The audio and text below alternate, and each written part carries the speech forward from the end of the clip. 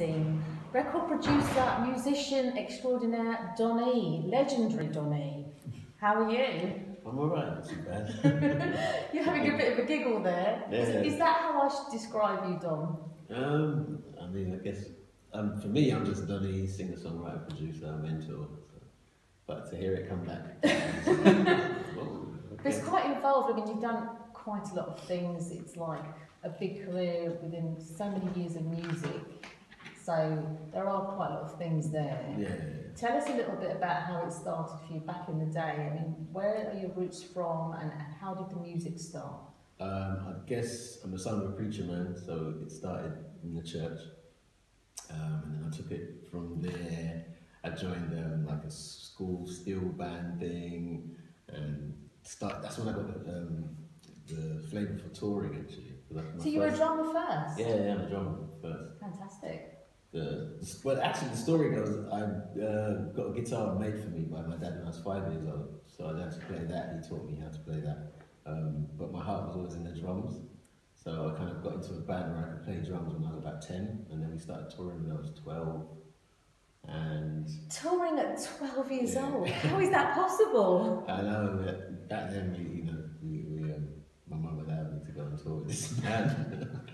So so I got. She was a sensible lady. Yeah, I got the bug for it then, I guess, and then one thing led to another.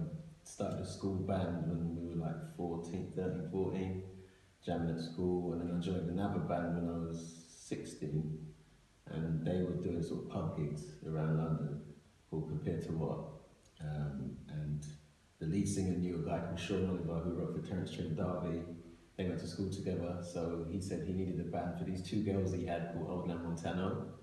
So we went and auditioned and we got the part, we became the band for these two girls, and that was my sort of introduction into record companies and the whole way it works in publishing, and I met a whole bunch of people, so that's kind of how it started. So you were introduced into it at quite a young age, really. Mm-hmm. I mean, was it daunting for you then, the whole experience of being introduced to record labels? Because it's very different now, the way the record industry is. Brook on the Street looks at how the change has happened over the years and how people tend to try and attract record labels now different to how they used to then. I mean, now, in those days, we had development back then. Yeah, that's right. And tell us a bit, I mean, obviously you're into artist development yourself, you've worked with a lot of artists. Tell us a bit about that change over the years. How's it happened and how's it different now? How's it different? Well, like I said, when I first got signed and everything, they gave you time to develop, you know what I mean? You record an album, if it didn't work, they go, okay, let's come back again. Whereas now, that doesn't exist anymore. You have to there's like a timeline now. Back then it was a bit freer. So I say, it's changed a whole lot now. But I think with the internet, that's made it kind of easier for artists. Well, we've been going out into lots of venues and speaking to artists about social media, particularly you mentioned about the internet, and how it's very easy now to get yourself out there more so on social media, and that's what attracts record labels. Do you think there is a great more importance on that, rather than going out there and being visible and being physically visible, being out there in gigs? What do you think is more important now for record labels? I don't know, because see, for me now, I'm past the stage where record labels, I don't even need them anymore, really.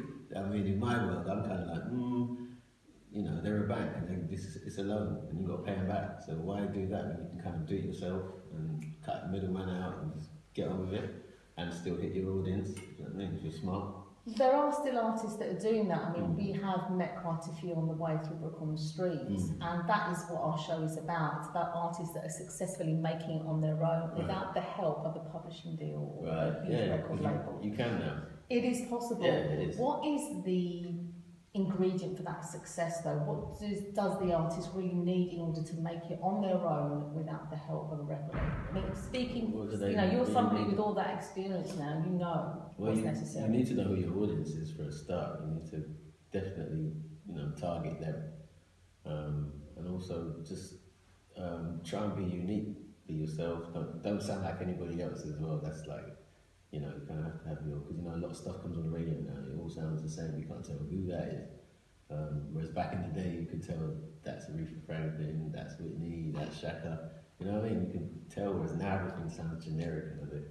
So I say be unique, and just be persistent and focused, man, and don't get sort of blinded by, you know, you're not going to make it and stuff, you know, stuff like that can bring you down. Some great words of wisdom. I was actually going to ask you about reputable artists that you've worked with over the years. Tell us a bit about them. Any great experience as well that spring to mind? Just in general, work with. Well, you've worked with. I mean, I know you've worked with like Misha Parrish, Sugar Babes. Tell us a little bit about these artists. Well, obviously I was a fan first, and then obviously I've done my thing in the music, and then obviously you meet these people, and then you reach a position where you can work with them and stuff. I mean, Misha Parrish, she was like blew my mind when she came in the studio with a massive voice, and I remember the compressor was like crazy. Gosh, I did a session with I sat in a session actually with Omar and Stevie Wonder, and sort of Omar and Stevie. Yeah. Oh my gosh, that would just be amazing. So that was crazy, and sort of sitting there next to Stevie Wonder, like I'm sitting next to you, and he's like there, and I'm just sort of sitting there watching, and we're talking, and it's just. Were they jamming as well? Well, they actually recorded a song called "I'm Feeling You." I want to hear that. It's on Omar's, one of his maybe 4 albums ago. Or something. Oh, I want to hear that. Yeah, so that was a brilliant night, because that for me sort of cemented the fact that I'm supposed to be doing this. Because I remember being a little kid, like 10 years old, thinking, God, I'd love to meet Stevie Wonder. And then it happened. And sitting there listening to him on the radio, and then all of a sudden he's there in the studio, and it's crazy. Yeah. So that was a great moment. Getting a call to play on the Miseducation of Lauryn Hill, that was a nice one as well. She's an amazing artist. Yeah, I couldn't believe it. I was like, what? They want me to come and play keyboards? And I was like, okay. So we were going down to the studio, and then there she was, Lauryn Hill, and we played, and it was brilliant. And then now it's on the record. Yeah. So you've now, from what I've heard through the grapevine, you've been involved in some kind of soul collective, is that right? Yes. Tell us a bit about, this is like a new project. Is that your project now you've got together? Well, it started off as an idea I had ages ago, the British Collective. And I always used to talk to Junior about it, because I grew up listening to all of them. And I was like, gosh, imagine all of you on the same record, man, that'd be nuts, but no one's done it, man. And I just talked to promoters about, let's do a show where you call Omar Junior, Lee John, and then we got the whole of the 80s, basically. It'd be a good night out, and I'm like, no one's going to come. And I was like, you seriously think no one's going to come, kind of thing. So I did an album called Little Star, and I needed some sort of heat for the album, so I thought, let me call Junior and to see if he would come and sing or something. So he said, yeah, man, play me the song. I played him the song Spiritual. He was like, yeah, this is great. So I said, can you call Carl? So he called Carl back into us, and I called Rick, and then I called Omar, and then I called Paul Johnson. And I saw Noel McCoy's on there. And Noel McCoy's on there as well. Now, what's Noel McCoy up to now? Because I remember Noel the others, McCoy's up to the Collective. I've done bookings for Noel McCoy in the past. He's a great artist as well. He's good fun, isn't he? Yeah, Noel McCoy is up. He's doing the Collective. That's what Noel McCoy is. That's where we're kind of focusing right now. Yeah. So we've just done an album. I've just posted literally that it's #1 now. Yeah. The album's #1 this week. So, which is really good. So, it's sold out of Amazon, and it's doing its thing on That's iTunes. brilliant. So we want to send links out on Brook on the Street for download that album. What's the album called? It's called The Renaissance Begins, Volume 1. The Renaissance Begins, Volume 1. Well, watch this space. Thank you very much, Don, for your time. It's been wonderful. And you're going to meet Benjamin later. I am? Yes, you are. Unfortunately. Lucky for you, you're going to get to meet Benjamin. Thank you very much for your time. And, some great words of wisdom. And do join us again on Brook on the Street soon.